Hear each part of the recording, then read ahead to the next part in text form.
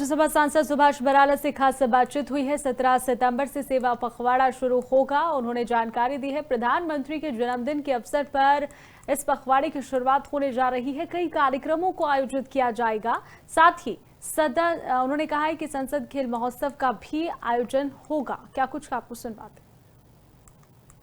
पूरे देश भर के अंदर बीजेपी सेवा पखवाड़ा शुरू करने जा रही है। इसी पर चर्चा करने के लिए इस समय राज्यसभा सांसद सुभाष बराला जी हमारे साथ हैं, उनसे बातचीत करते हैं। सर, सेवा पखवाड़ा को लेकर यदि बातचीत की जाए, क्या कुछ इस बार सेवा पखवाड़ा में रहने वाला है और क्या क्या चीजें जो है की जाएंगी? अभी 17 सितंबर को देश के प्रधानमंत्री नरेंद्र मोदी जी का जन्मदिन है, तो 17 सितंबर से और 2 अक्टूबर माननीय हमारे राष्ट्रपिता महात्मा गांधी जी की जयंती है और लाल बहादुर शास्त्री जी की भी जयंती है। तो उस गांधी जयंती और शास्त्री जी की जयंती तक ये पखवाड़ा चलने वाला है।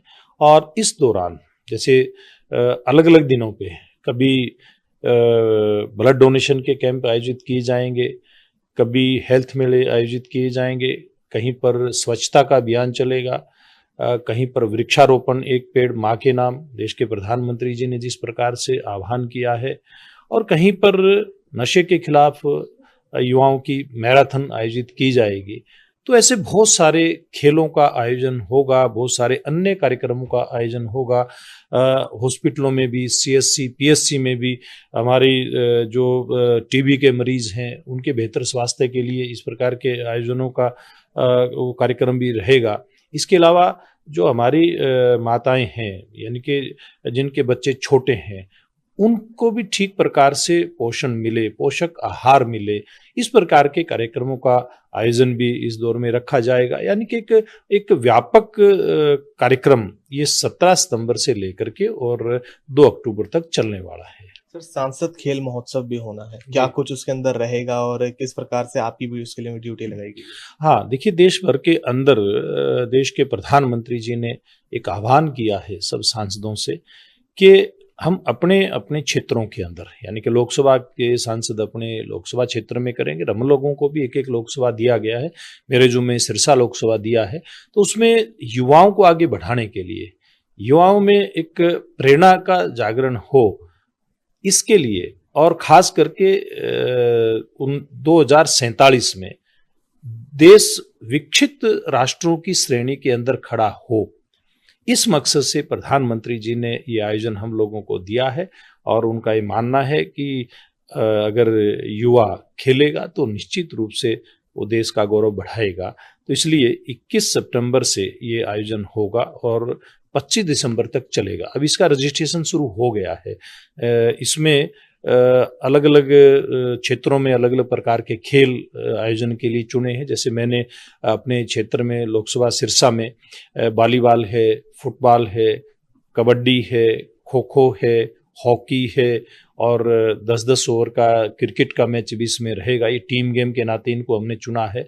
और इंडिविजुअल गेम में या एथलेटिक्स में उसमें अपना बॉक्सिंग आ जाता है, उसमें जेवलिन थ्रो है, शॉट पुट है, लॉन्ग जंप है। तो ऐसे खेलों को उसमें शामिल किया है ताकि दोनों ही प्रकार के खेलों में खिलाड़ियों को मौका मिले।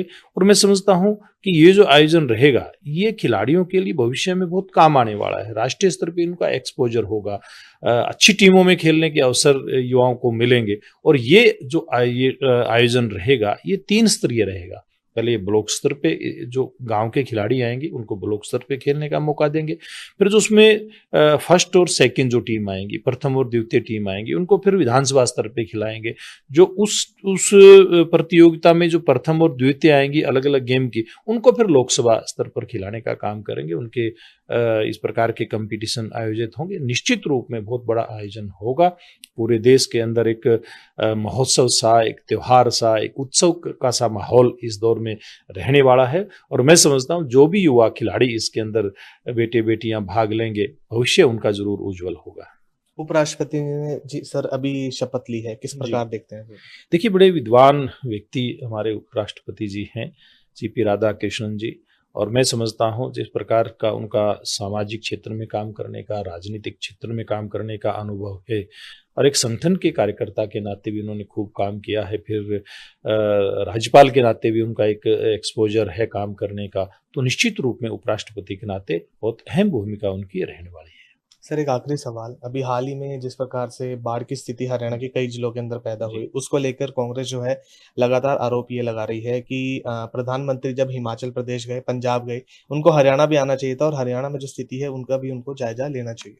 देखिए, विपक्ष अपनी बात कहेगा, कहनी चाहिए विपक्ष को, लेकिन एक बात का भी ध्यान रखना चाहिए। देखिए, हिमाचल और पंजाब की स्थिति हरियाणा के मुकाबले कहीं ज्यादा खराब थी और हरियाणा में भी अगर कोई स्थिति बहुत खराब होती तो प्रधानमंत्री जी आते। मुख्यमंत्री नायब सिंह जी ने ज्यादातर स्थानों का दौरा किया है।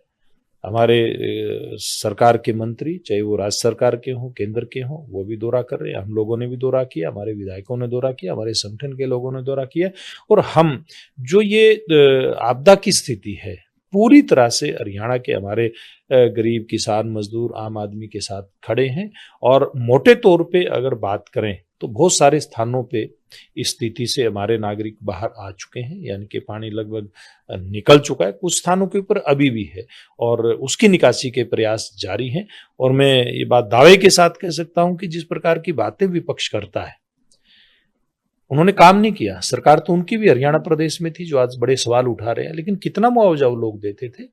2-2, 3-3 रुपए के चेक तो आप और हमने भी देखे हैं, लेकिन आज सर्वाधिक मुआवजा अगर हरियाणा प्रदेश की किसी सरकार का रहा है तो वो पहले मनोहर लाल जी के नेतृत्व में हमारी सरकार ने दिया और नायब सिंह जी, हमारी ही सरकार के मुख्यमंत्री, वो सबसे ज्यादा मुआवजा देने का काम कर रहे हैं। और मैं ये बात दावे के साथ कह सकता हूं कि बहुत जल्दी हम इस जो बुरी स्थिति हुई थी बाढ़ की, इससे बाहर निकल करके आएंगे। धन्यवाद सर। तो ये थे हमारे साथ राज्यसभा सांसद सुभाष बराला, जिनसे हमने खास बातचीत की और उन्होंने बताया कि किस प्रकार से 17 तारीख से सेवा पखवाड़ा शुरू होगा और 2 तारीख को जो है उसका समापन किया जाएगा।